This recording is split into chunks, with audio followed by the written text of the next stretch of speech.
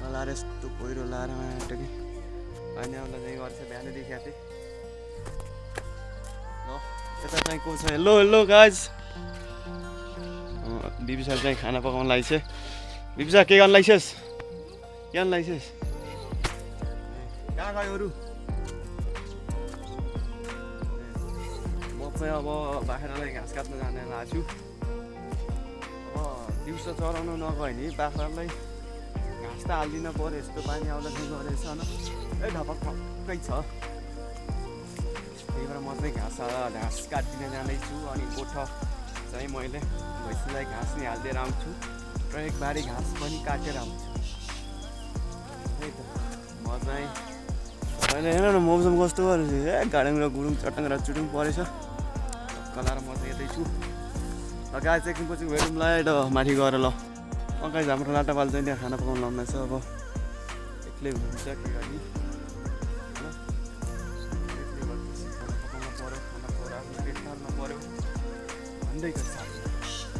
वर्षा लाग्यो र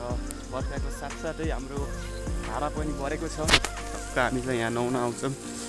होइन यहाँ चाहिँ पानी अलि सानो छ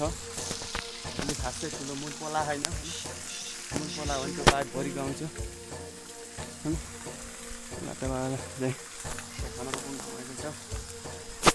म चाहिँ मेरो हाम्रो अर्याल कुल पूजा मन्दिरमा आइसकेको छु पूजा मन्दिर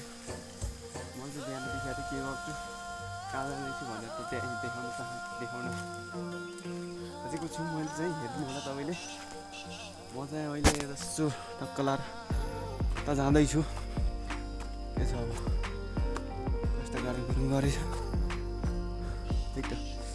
A few moments later guys हैन यहाँ चाहिँ अहिले हुस्टु लाएर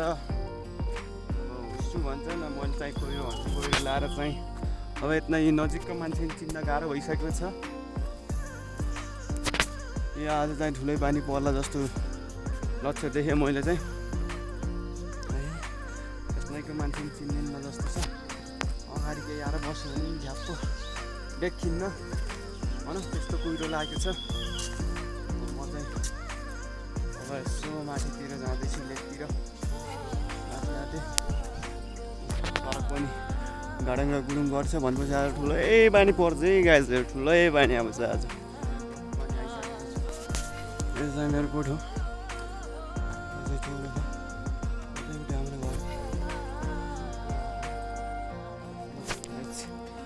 कोलाको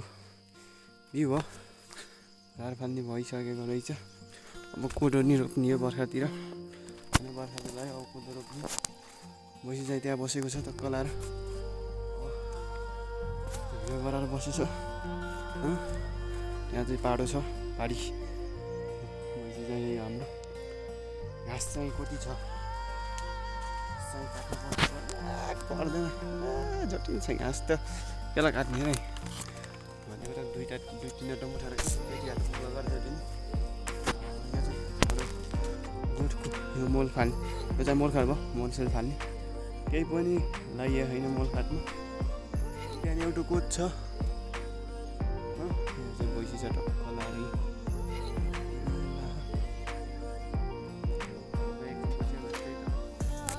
भैँसीले घाँस पनि हालिदिइसक्यो भैँसी चाहिँ टक्क लाएर खाँदैछ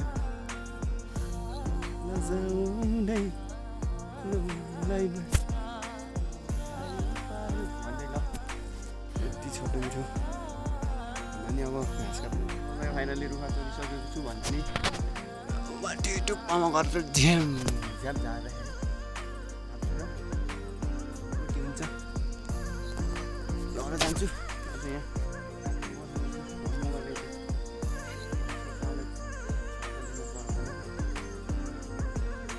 आइस छिटो घर लैदे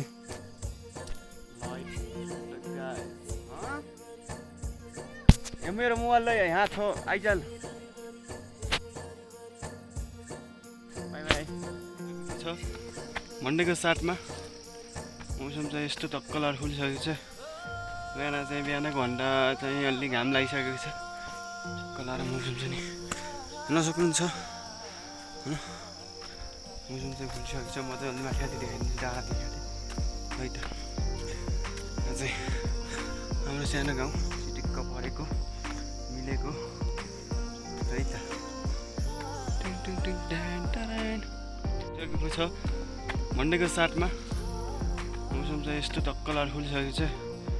बिहानको घन्टा चाहिँ अलि घाम लागिसकेको छ। टक्क लाएर मौसम चाहिँ नि हेर्न सक्नुहुन्छ होइन मौसम चाहिँ खुलिसकेको छ। म चाहिँ अलि माथि देखाइदिन्छु डाँडा देखाएँ है त। यहाँ चाहिँ हाम्रो सानो गाउँ चिटिक्क परेको मिलेको है त।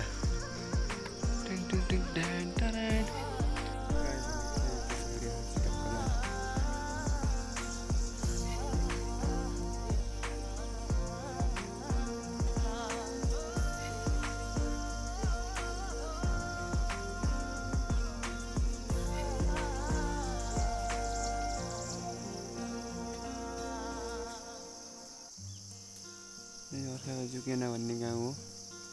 यता चाहिँ अर्खाबाङ,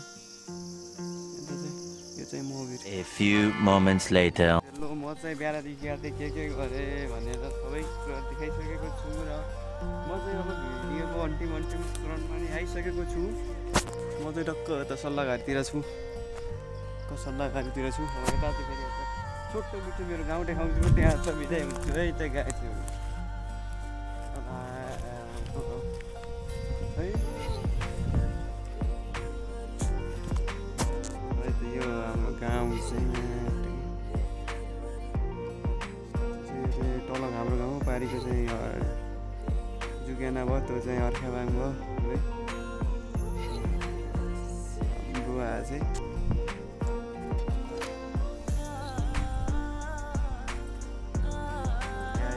यो हाम्रो गाउँ चाहिँ होइन बिहान चाहिँ कस्तो